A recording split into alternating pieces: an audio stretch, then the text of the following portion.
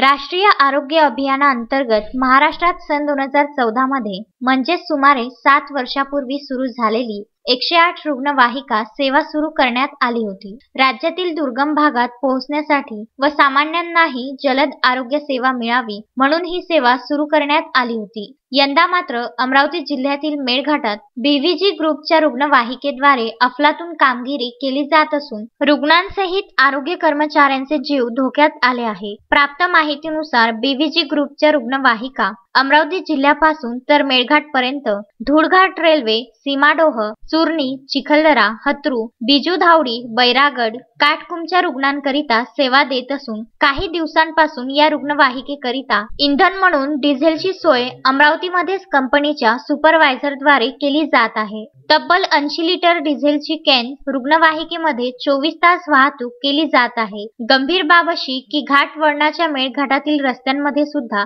रुग्णांना घेऊन जाणारी रुग्णवाहिकेमध्ये डिझेलची कॅन घेऊन रुग्णांना रेफर केले जात आहे। या दरम्यान जर अपघात घडला तर रुग्णवाहिकेमधील रुग्ण आणि आरोग्य कर्मचाऱ्यांना जीवाचा धोका होण्याची तीव्र शक्यता आहे। डिझेल हा तीव्र ज्वलनशील पदार्थ असून अपघात झाल्यावर गाडीत असणारा डिझेल पेट घेण्याची शक्यता असून हा प्रकार कितपत योग्य आहे असा गंभीर प्रश्न उपस्थित केला जात आहे।